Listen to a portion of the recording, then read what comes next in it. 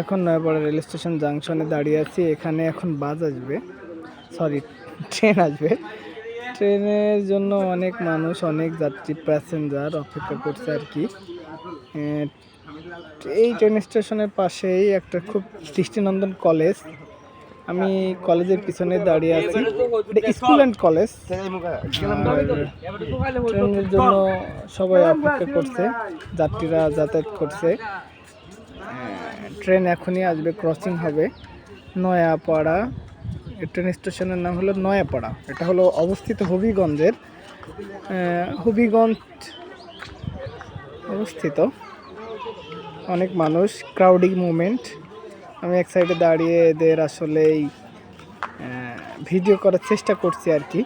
ভালোই লাগছে, ছোট্ট একটা স্টেশন, এত মানুষের ভিড়।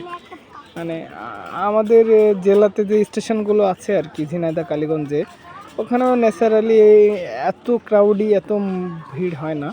তো এখানে দেখছি ভালোই ভিড়, অনেক আনাগোনা, অনেক হকার আছে, তারা আসছে যাচ্ছে, বিভিন্ন মানে ওড স্পিচ দিচ্ছে, কথা বলছে তাদের ভাষায়। অ্যাট্রাকশন, বাচ্চাদের খাবার আর কি, বাচ্চাদের অ্যাট্রাকশন করার চেষ্টা করছে।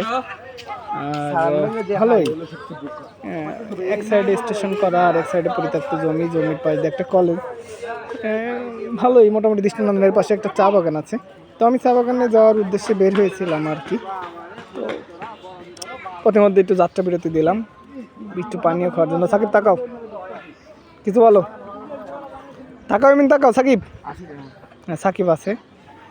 এর এখানে খুব সুন্দর একটা দৃষ্টিনন্দন পুকুর আছে। পুকুরে বেশ ভালোই বলা চলে।